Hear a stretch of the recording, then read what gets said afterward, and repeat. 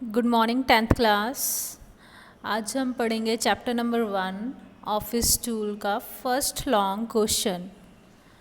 क्या है? What is office tools? Explain any 5 types of office tools. Office tools क्या होती हैं और इनमें से 5 तरह की ऑफिस टूल्स के बारे में बताइए। आंसर क्या है? Office tools are software programs design to make computer user more productive and efficient at their work place. क्या है कि ऑफिस टूल्स वो सॉफ्टवेयर प्रोग्राम्स होते हैं जो किस लिए बनाए जाते हैं, ताकि जो कंप्यूटर को यूज़ करने वाला यूज़र है वो बहुत ही प्रोडक्टिव और एफिशिएंट काम, प्रोडक्टिव का मतलब होता है बहुत ही अच्छे काम प्रस्तुत करना और एफिशिएंट वे से अपना काम कर सके। जैसे कि हम जो पहले क्या काम करते थे, फाइल्स वगैरह हाथ से लिखकर बनाते थे। अब क्या है, हम टाइपिंग कर सकते हैं और टाइपिंग में आपको पता ही है बिल्कुल साफ साफ सारा कुछ आता है। तो क्या है कि बहुत अच्छा हम काम कर सकते हैं इन ऑफिस टूल्स की मदद से। इसमें से टाइप्स फर्स्ट क्या है? Word processing tool. Word processing tool, word processing means मतलब जिसमें हम वर्ड लिख सकते हैं उसको कहते हैं word processing tool. The main purpose of this tool is to produce documents. इसका मेन पर्पस क्या होता है, मेन मोटिव क्या होता है कि हम डॉक्यूमेंट को तैयार कर सके। डॉक्यूमेंट का मतलब होता है कोई भी रिटन टाइप की हुई चीज़। MS Word, WordPad, Notepad and some other text editors are some of the example of word processing tool। ये सारी क्या है? एग्जाम्पल हैं, ये सॉफ्टवेयर के नाम हैं जिनको यूज़ करके हम कोई भी टाइपिंग लेटर लिख सकते हैं। जैसे आपने अपने क्वेश्चन आंसर बनाने हैं, आपने कोई टेस्ट बनाना है, कुछ भी बना सकते हो इनकी मदद से। सेकंड क्या है? Database software tool.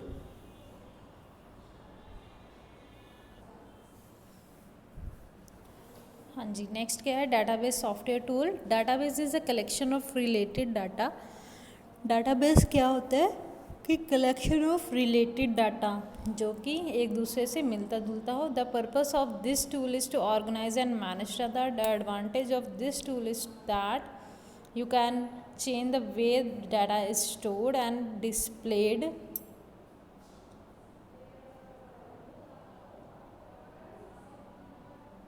Purpose of this tool is to organize and manage data.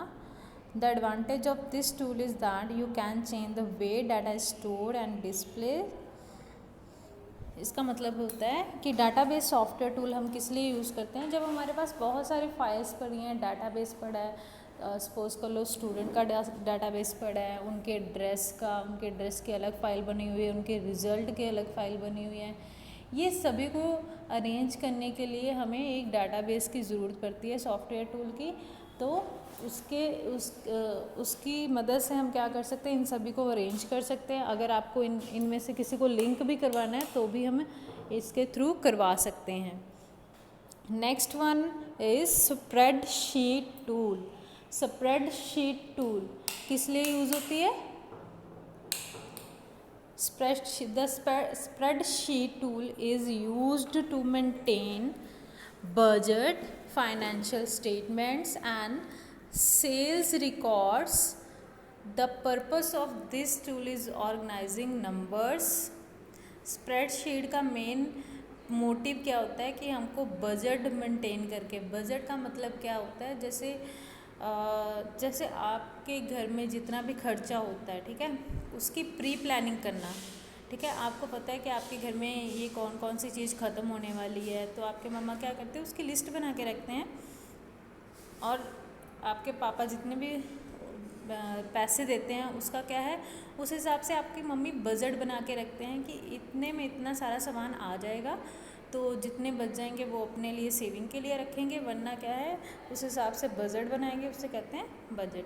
Financial statement and sales records, ऐसे ही बड़ी बड़ी कंपनीज क्या करती हैं, उनके पास जितने भी इनकम हुई है उसका सारा बजट अपने नेक्स्ट ईयर के लिए तैयार करेंगे, ताकि उनके उस ईयर में कोई फालतू इन्वेस्टमेंट ना वो करें, फालतू खर्चा ना करें, ताकि उनको क्या है प्रॉफिट हो। सेल्स रिकॉर्ड्स का मतलब है कि जितने भी प्रोडक्ट उनकी सेल हो चुके हैं या किसी के पास पड़े हैं तो उनका सारा रिकॉर्ड रखना बहुत ज़रूरी है। बाई चांस क्या होता है, अगर उनमें से कुछ मिस हो जाता है तो हम क्या है सेल्स रिकॉर्ड में जाकर चेक कर सकते हैं कि कौन कौन सी चीज़ मिस हो गई है हमारी, उसे कहते हैं सेल्स रिकॉर्ड रखना। The purpose of this tool is organising numbers. इसका पर्पस क्या होता है, नंबर्स को ऑर्गेनाइज करना। जो मैथमेटिक कैलकुलेशंस हैं इसी में हम कर सकते हैं, स्प्रेडशीट एक्सेल में, ठीक है। It allows the user to perform simple और complex calculation on the number. क्या करता है कि हमें यूज़र को क्या प्रोवाइड करता है कि आप कैलकुलेशंस कर सकते हो डाटा के ऊपर।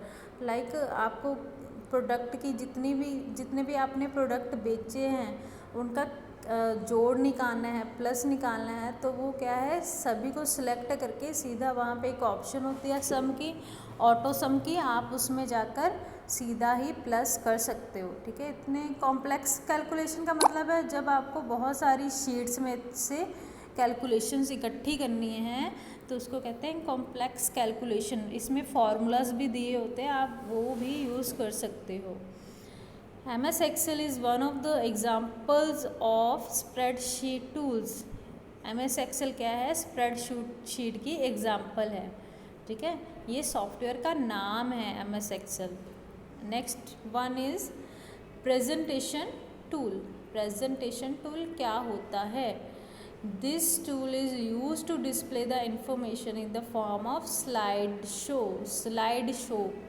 स्लाइड शो क्या होता है, जब आप अपने मोबाइल में जैसे पिक्चर्स हैं आपके मोबाइल में बहुत सारी, तो आप क्या चाहते हो उनको एक ही बार में सब अपने आप ही जब ऑटोमेटिकली रन करने लगती है।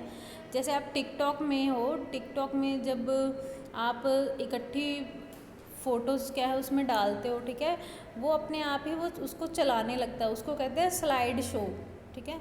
The three main function of presentation tool is editing that allows insertion and formatting of text including graphics in the text and executing the slide show। इसके थ्री मेन फंक्शन क्या है कि ये हमें editing that allows insertion, इसका मतलब है आप कोई न्यू स्लाइड बनाकर पुरानी प्रेजेंटेशन में ऐड कर सकते हो। अगर आपको पुराना वाला डाटा जो पड़ा हुआ है उसमें एडिटिंग करनी है, उसका टेक्स्ट चेंज करना है, बड़ा करना है, छोटा करना है, उसका कलर चेंज करना है। ग्राफिक्स का मतलब उसमें 3D रोटेशंस डाल सकते हो, उसमें 3D इफेक्ट्स डाल सकते हो ताकि आपकी स्लाइड शो और भी बेस्ट बने। The best example for this type of tool is, इसका सॉफ्टवेयर कौन सा है, Microsoft PowerPoint. Next one is multimedia software. Multimedia software क्या होता है, media players and real players are the example of multimedia tool. Media player and real players क्या है, example है। that this tool allows the user to create audio and videos। The different forms of multimedia tools are audio converters, burners, video encoders and decoders। ये सभी क्या हैं, जब आप songs या वीडियोस वगैरह सुनना चाहते हो तो इनको यूज़ कर सकते हो। इनकी हेल्प से आप रियल प्लेयर से आप क्या कर सकते हो, न्यू वीडियो बना सकते हो, उसमें कटिंग करनी है, एडिटिंग करनी है, आपको जितना पोर्शन चाहिए वीडियो का वो सब कैलकुलेशन इसमें कर सकते हो, ओके।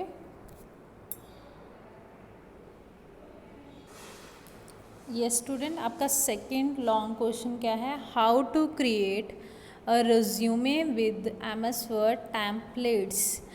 कि आप रिज्यूमे का क्या मतलब होता है, जब कोई पर्सन अपनी जॉब के लिए किसी कंपनी, ऑर्गेनाइजेशन, स्कूल में अपना बायोडाटा लेकर जाते हैं उसको कहते हैं रिज्यूमे। बायोडाटा मीन्स का आपने कितनी पढ़ाई की है, आपको कितना एक्सपीरियंस है उस फील्ड के बारे में, ये सारा कुछ हम एक जब डॉक्यूमेंट में उतार के देते हैं उसको कहते हैं रिज्यूमे, ओके।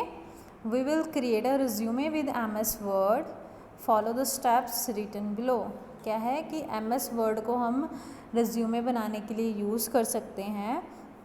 उसके लिए हमें क्या करना पड़ेगा, click on new in file tab. File tab में जाके न्यू वाली ऑप्शन को क्लिक करना है आपने।